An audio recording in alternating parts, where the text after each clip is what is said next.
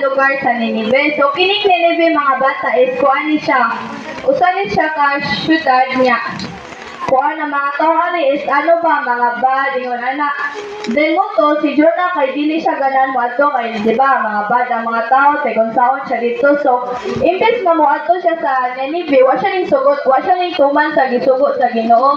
So ning adto siya sa laing lugar nga ang pangan kay Tarsis. So dito siya niadto si Jonah sa Tarsis kay dili lagi siya ganan mo tuman sa Ginoo. Nasugod sa Ginoo.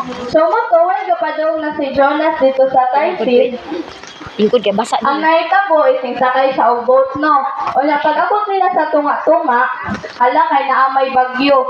Lingkod ka di basa sa tunga-tunga, kuya. Kaya mo to, nagpada ang Ginoo dako nga isda.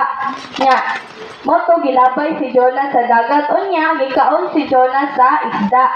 Unya mo to, tulo ka adlaw ug tulo ka gabi dito si Jonas sa tiyan sa isda. Dito siya sa sud sa tiyan. So mo to, after sa 3 days of 3 nights, giluwa si Jonah. Asa ka sa giluwa? Sa Ninive. So dito siya giluwa sa isda sa Ninive.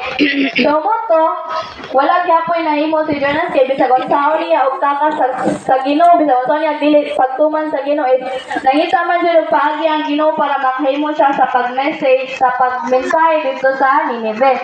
So mo to, walay lain nabuhat si Jonas yang gituman ang sugo sa Ginoo. Mo to sa atong story karon. Unsa man yung na-learn? Sige, unsay na-learn ninyo mga bata sa story? Paway na-learn?